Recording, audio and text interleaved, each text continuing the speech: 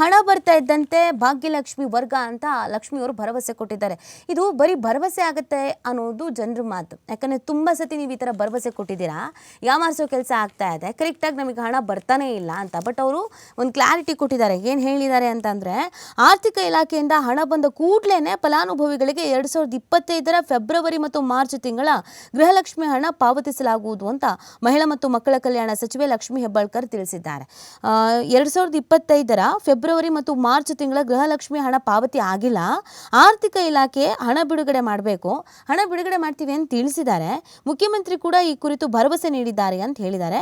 BPL ಪಡಿತರ ಚೀಟಿ ರದ್ದಾದ ಗೃಹಲಕ್ಷ್ಮಿ ಫಲಾನುಭವಿಗಳಿಗೆ ಯೋಜನೆಯ ಅಡಿ ಸಹಾಯಧನ ಸ್ಥಗಿತ ಮಾಡಲಾಗುತ್ತೆ ಅಂತ ಕೂಡ ಇದೇ ಸಂದರ್ಭದಲ್ಲಿ ಅವ್ರು ಹೇಳಿರೋದು.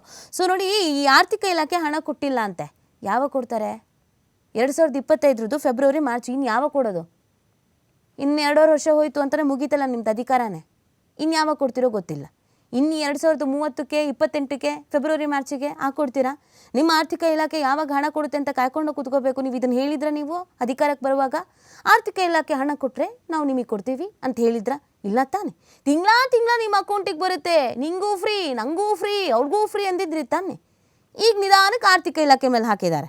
ಸೊ ಇದಕ್ಕೆ ವ್ಯಾಪಕ ವಿರೋಧ ಆಗಿತ್ತು, ಚರ್ಚೆ ಕೂಡ ಆಗಿತ್ತು, ಕಲಾಪದಲ್ಲಿ ಸಿಕ್ಕಾಪಟ್ಟೆ ಸುದ್ದಿ ಆಗಿತ್ತು, ತಪ್ಪು ಮಾಹಿತಿ ಕೊಟ್ಟಿದ್ದಾರೆ ಅಂತ ಚರ್ಚೆ ಆಗಿತ್ತು. ಬಟ್ ಅದೇನೋ ಗೊತ್ತಿಲ್ಲ, ಟ್ಯಾಪೆ ಹಾಕೋ ಕೆಲಸ ಮಾಡ್ತಾ ಇದ್ದಾರೆ ಅಂತ ಕಾಣಿಸುತ್ತೆ.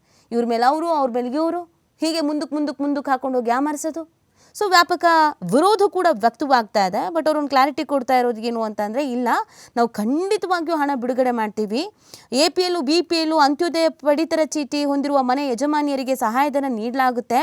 ಆದರೆ ಇದೀಗ ಕುಟುಂಬದಲ್ಲಿ ಯಾರಾದರೂ GST ಅಥವಾ ಆದಾಯ ತೆರಿಗೆ ಪಾವತಿಸ್ತಾ ಇದ್ದರೆ ಗೃಹಲಕ್ಷ್ಮಿ ಸಹಾಯಧನ ನೀಡೋದಿಲ್ಲ. ಪಡಿತರ ಚೀಟಿ ಆಧರಿಸಿ ಗೃಹಲಕ್ಷ್ಮಿ ಫಲಾನುಭವಿಗಳಿಗೆ ಹಣ ಪಾವತಿಸಲಾಗುತ್ತೆ.